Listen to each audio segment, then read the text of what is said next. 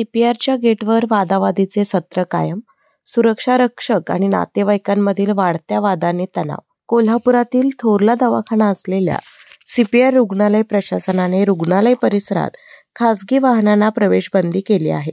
मात्र या निर्णयामुळे रुग्ण आणि त्यांच्या नातेवाईकांसोबत गेटवर रोजच सुरक्षा रक्षकांची वादावादी होत असल्याचं चित्र दिसून येत आहे. रुग्णालयात येणाऱ्या किंवा उपचारासाठी दाखल होत असणाऱ्या रुग्णांच्या नातेवाईकांची मोठी गैरसोय होत असून वाहनांना गेटवरच थांबवले जात आहे. यामुळे गेटवर तणावाचे वातावरण तयार होते. सुरक्षा रक्षक आणि नातेवाईक यांच्यातील वादावादीच्या घटना गेल्या काही दिवसात वाढल्या असून पुढे या वादांचं उग्र वळण घेऊन हाणामारी होण्याची शक्यता नाकारता येत नाही.